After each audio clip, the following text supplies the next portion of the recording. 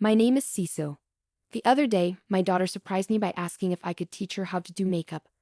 She's still in elementary school, but it seems like girls these days grow up so fast. When I was her age, I was excited about getting cheap candies that came with toy necklaces or lipsticks from vending machines. It feels like just yesterday I was changing her diapers, and now she's becoming a young lady. It almost brings tears to my eyes. Today, I want to reminisce about a time when I was more into beauty. It was about 8 years ago. I had just finished staying at my parents' house for a month to prepare for giving birth and return home to my husband Tommy with our baby.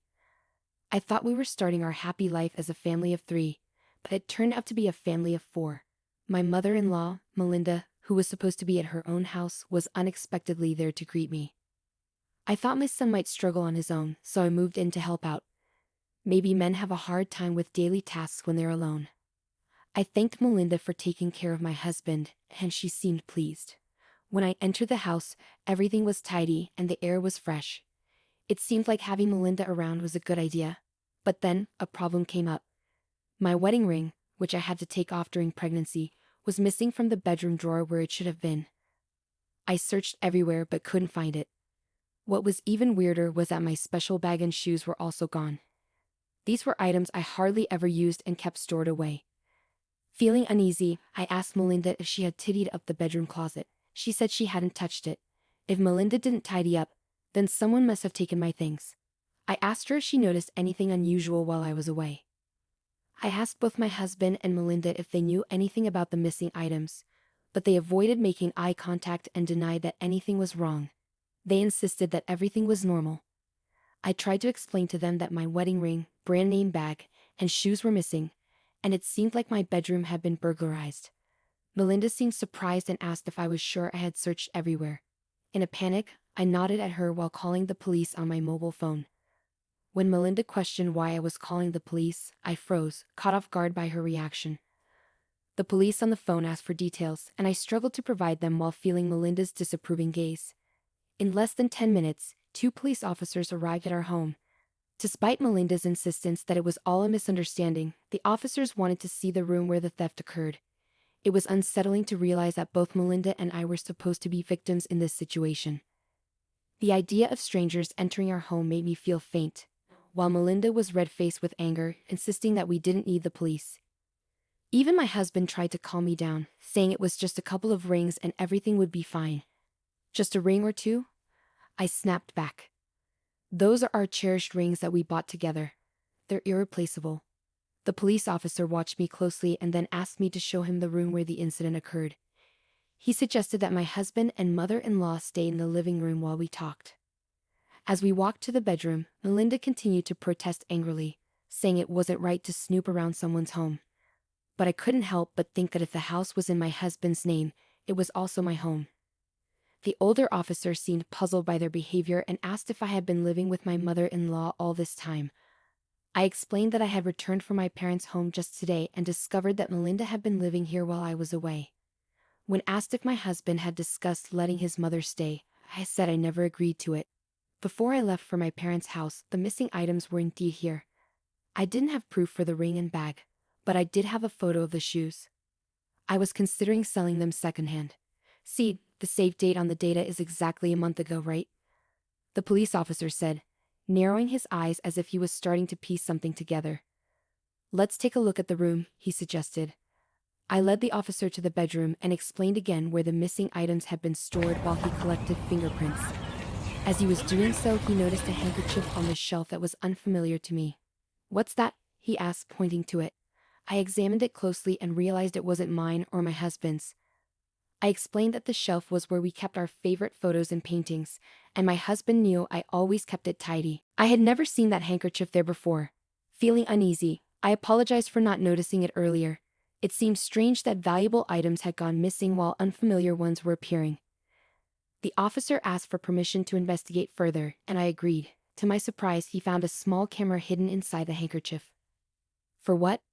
Espionage? I wondered aloud. The officer remained calm amidst my confusion and checked other drawers, different from where the missing items were stored.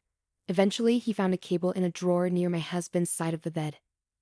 The cable fit the small camera he had found earlier, the officer remarked with a wry smile. The mother's behavior is a bit suspicious, but the husband seems fishy too. I struggled to understand the situation and asked, "What do you mean? Your husband might have installed this camera." The officer explained that they found a cable for playback and wanted to check the video. "Can I use that computer?" he asked, pointing to my husband's laptop. Confused but hopeful to uncover the truth, I agreed. The officer connected the camera to the laptop effortlessly, and the laptop recognized it, opening up the menu. He selected a command and chose a random file from a folder. To our shock, the video displayed our bedroom.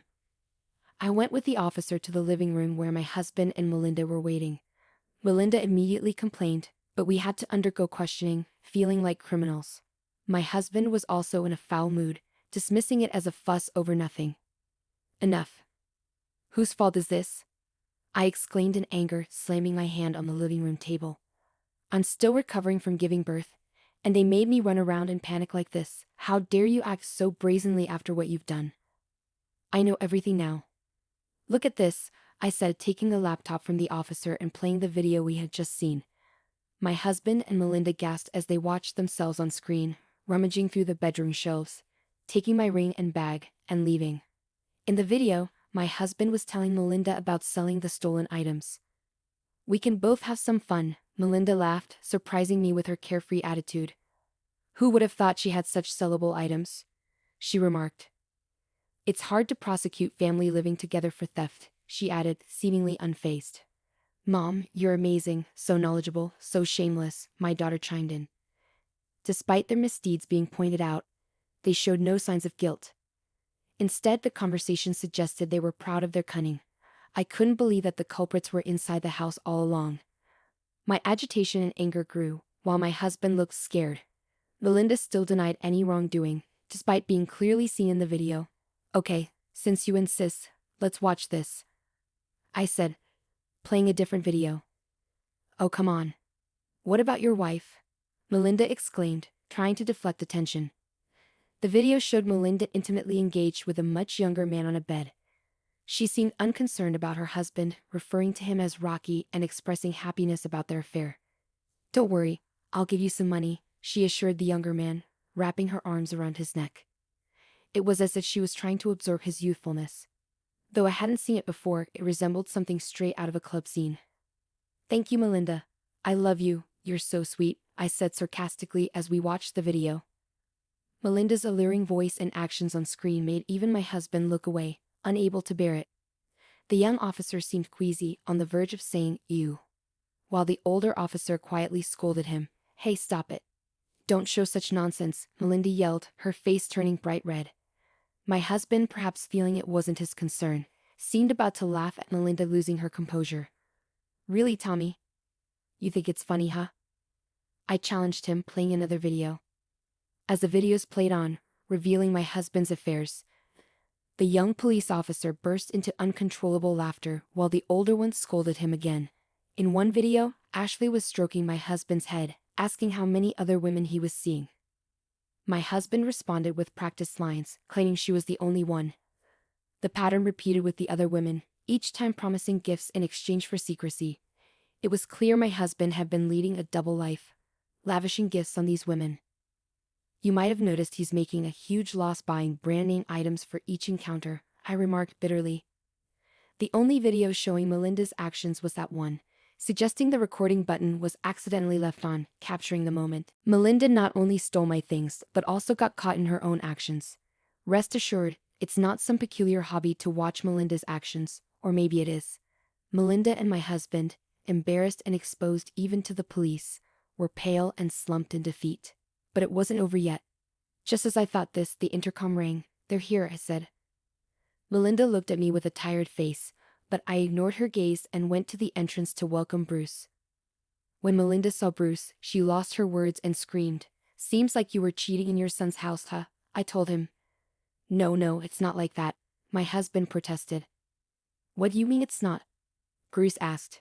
"Cecil, could you play the video?" "With pleasure," I said, casting a cold glance at the bewildered Melinda. Bruce burst into loud laughter as he watched her flirtatious video. An old woman like this seducing a young man for money, aren't you ashamed? He joked. Melinda blushed furiously, her previously defiant attitude gone. That was funny. Let's see my sons too. Let's see how much he's grown, Bruce said, laughing while focusing on a particular part of my husband in the video. After watching all the infidelity videos, Bruce commented with a straight face, both mother and son letting young people take their money. Beyond disappointing, it's pitiful. Needless to say, Melinda and my husband would have preferred being laughed at. What we learned from my questioning was that Melinda accidentally found out about my husband's affairs. She kept it secret in exchange for using our house to meet her own lover. For Melinda, it was embarrassing to be seen with a much younger man, and her lover, lacking money and having a wife, couldn't easily find places to meet. For my husband, having the freedom to invite girls he met online without going out was cheaper and much more convenient. Thus, Melinda and my husband, keeping each other's affairs secret, turned this house into their paradise of indulgence, becoming accomplices. Their arrangement worked by one leaving the house while the other met their lover. Melinda never imagined the videos would be accidentally recorded. I'm sorry, Cecile. Bruce, I'll return the money. Do anything, please forgive me, Melinda and my husband begged, bowing their heads. Bruce and I exchanged glances and laughed. You'll do anything, right? Indeed, anything, we both said. Of course, they answered. Then let's divorce, we declared simultaneously, leaving my husband and Melinda in shock. You said you'd do anything, right? Let's get a divorce, I insisted. No, wait. Anything but that, please, Melinda pleaded desperately, but Bruce refused without hesitation. The divorce was not retracted. My husband, too, was crying and deeply apologizing, but I did not withdraw the divorce either. Thus, only hours after returning from my parents' home post-childbirth, my divorce was decided upon under police supervision. Later, I had my husband pay me the same amount as the sold items as compensation in the divorce trial. Additionally, I demanded double the standard amount for alimony and compensation for infidelity. When asked why double, I slightly intimidated them by implying that their mistresses might be married, and I could inform their spouses. This was mainly a bluff, as I didn't even know their names at the time. The threat seemed effective immediately, given the number of mistresses involved. My husband, terrified at the thought of being sued by each spouse, agreed to pay double the standard amount. Meanwhile, Bruce furiously obtained the lover's contact details from a crying Melinda and called him over. He informed the lover and his wife of the affair, leading to their divorce too. Both spouses demanded compensation from their cheating partners in the divorce trials. Though I promised not to inform the mistress's spouses, I never said I wouldn't demand compensation from the mistresses themselves. After extracting all the communication from my husband's smartphone, I contacted each woman to claim compensation for the affair, which they agreed to pay secretly. I was glad my husband had so many mistresses. It turned out to be quite profitable. But as a single mother without a steady job, I knew I could never have too much money. Turning the harm I suffered into financial compensation didn't erase the damage done, so with a substantial sum of money, I divorced my husband. 8 years have passed since then. Eventually, my husband ended up paying compensation to his mistresses' spouses too. Their husbands, noticing their wives suddenly had a lot of money, grew suspicious. This led to the discovery of the affairs, resulting in some divorces. My husband, now overwhelmed with debt from the numerous compensations, was offered help by a certain woman, whom he thought was a goddess descended. However, she turned out to be a bad influence. He thought they were close to marriage, only to find out later she was already engaged to another man. My husband had spent what little money he had on a ring and dates for her, only to end up with a big loss and a broken heart. He never learns. Of course, I can't muster any sympathy for him, I thought to myself. Melinda, having proposed marriage to her affair partner after her divorce, was spectacularly rejected. Still, she didn't give up, repeatedly ambushing him on his commute until she was cautioned under a public nuisance ordinance. Naturally, that was the end of her relationship with her lover, who, as Bruce said, had only seen her as a wallet from the start. Well, everyone should be able to see it. Melinda was the only one who hadn't realized she was being used. It's a laughable tale. As for Bruce, after separating from Melinda and becoming estranged from his son, I worried about him being alone. But it seems the compensation money from the divorce trial sparked an interest in bonsai. Now, he's happily involved in a circle with people who share his hobby. That's a relief, though I didn't expect it. I looked him up, and sure enough, he'd even set up an SNS account. I've discreetly followed you, father-in-law, and me, honestly fed up with men. Marriage, no more, and still going strong. As a single mother, I relied on my parents until my child was old enough for daycare, then started job hunting, juggling child rearing. It took about a year, but I found a great company that's understanding of single mothers. There are others like me there, so although we sometimes work late, we're usually allowed to leave on time. I used to think single mothers had to work non-stop, but with proper allowances and just my daughter to care for, we live quite normally without extravagant luxuries. There's talk of a promotion when my child reaches middle school. I haven't decided yet, but I want to consider what will make my daughter happiest and my parents too. Despite everything, the joy comes from meals shared with my daughter and sometimes my parents. Oh, I did well to leave that man. Serves him right. He never even got to be called dad by my adorable daughter.